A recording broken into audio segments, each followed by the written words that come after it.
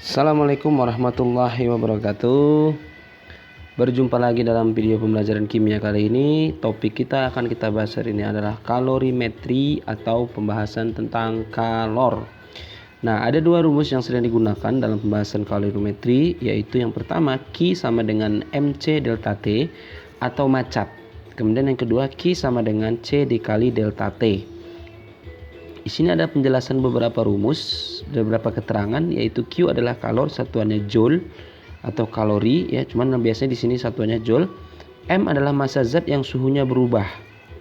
Nah, kalau nanti dia masih dalam bentuk volume, maka M ini harus kita ubah volumenya menjadi massa atau M ya. Jadi nanti di sini bisa kita memperoleh massanya itu dari volume ya. Jadi data volume. Nah, data volume kita kaitkan dengan yang namanya rho, massa jenis, di mana massa jenis itu volume rumusnya massa per volume gitu ya. Jadi kalau ada volume gitu, kita mendapatkan massanya itu dari rumus ini, dari rho.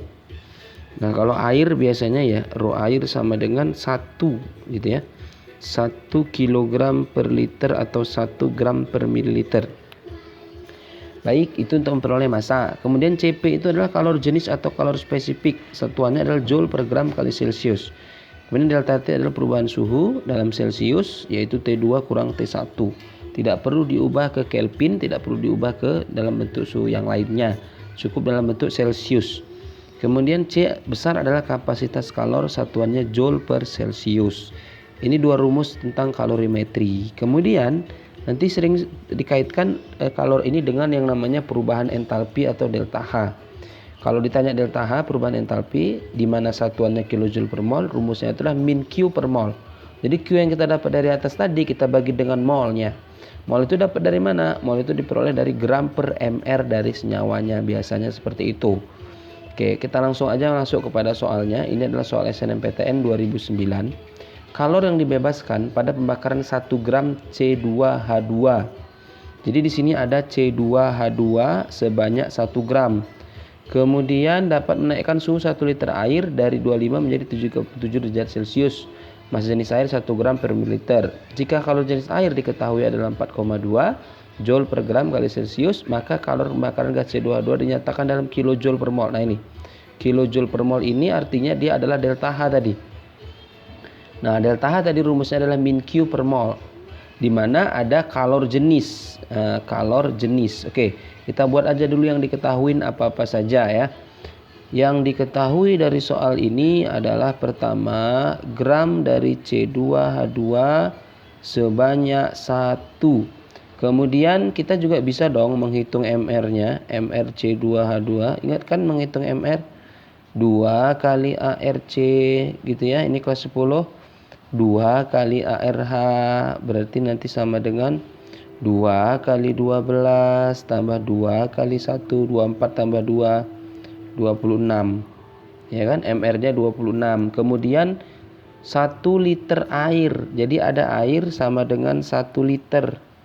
Kalau 1 liter tadi sama dengan 1 kilogram atau sama dengan, karena dia M itu masih dalam bentuk massa ya, dalam satuan gram, maka kita ubah ke gram. 1 kilogram itu 1000 gram. Oke, kemudian apalagi? T 1 sama dengan 25. Kemudian T2 sama dengan 37. Berarti delta T berapa?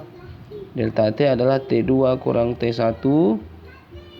Berarti 37 kurang 25 sama dengan 12 Celsius. Kemudian CP kalor jenis 4,2. Pertanyaannya kalor pembakarannya atau delta H-nya. Ditanya delta H. Jadi yang ditanya dalam soal ini adalah delta H-nya titik-titik berapa kilojoule ya, berapa kilojoule per mol. Nah, maka kita cari dulu apanya? Kita cari dulu Q-nya. Nah, Q-nya kita cari. Jadi Q-nya mencarinya pakai apa? Q sama dengan M kali CP kali delta T. M-nya 1000, CP 4,2, delta T-nya 12. 4,2 kali 12 ya akan diperoleh sama dengan 54,00 joule. Nah, kalau kita ubah ke kilo, 50,4 kilojoule. Ini Q-nya. Sementara rumusnya Q per mol. Nah, molnya di sini aja Bapak tuliskan. Atau saya tuliskan sama dengan gram per mr. Gram per mr tadi molnya. Gramnya 1, mr-nya 26, berarti 1/26 mol. Nah, kita hitung delta H-nya. Delta H tadi apa? Min dari Q per mol. Nah, min 50,4 kilojoule per molnya 1/26 sama dengan minus 1310,4 kilojoule per mol. Ada jawabannya? Ada, yaitu opsi yang E ini. Oke, bisa kan? Jadi yang diketahui ya, ditanya baru nanti dijawab. Cari Q-nya dulu, baru cari molnya. Jadi min Q per mol. Ya, min Q per mol. Kemudian ada juga soal lain. Ini satu soal lagi. Ini ya soalnya. Nah, cuplikan 1,2 gram karbon. Jadi kita tulis dulu yang diketahui di sini. Gram dari karbon itu apa? C ya. 1,2 gram. Kemudian dibakar kalorimeter bom yang mempunyai kapasitas panas. Ingat, kapasitas kalor tadi C besar. C besar sama dengan 9 kilojoule per Celsius. Suhu kalorimeter meningkat. Suhu kalorimeter meningkat dari T1-nya 20 Celsius menjadi T2-nya 24,4 Celsius. Kalor yang dihasilkan pada pembakaran 1 mol karbon. Nah, di sini dalam 1 mol. Jadi yang ditanya itu adalah kalor pembakaran 1 mol karbon atau delta H untuk 1 mol karbon. Udah, karena di sini kapasitas kalor, maka kalornya dicari melalui C kali delta T. C-nya 9, delta T-nya berapa ini kalau kita kurangkan delta T-nya? 4,4 Celsius. Ini delta T-nya.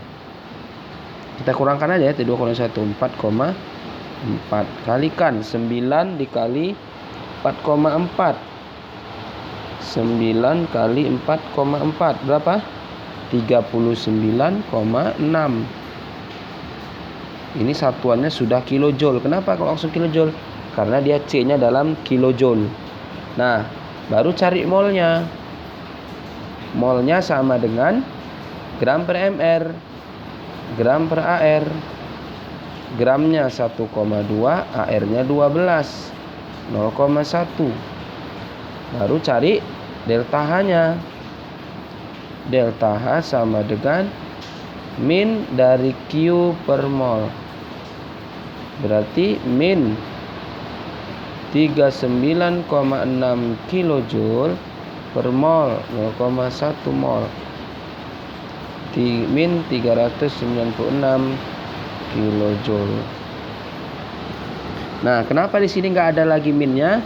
Karena dihasilkan. Dihasilkan ini menunjukkan bahwa dia negatif delta H-nya. Ini delta H-nya negatif, berarti 396. Nih, opsi yang benar adalah yang A ini.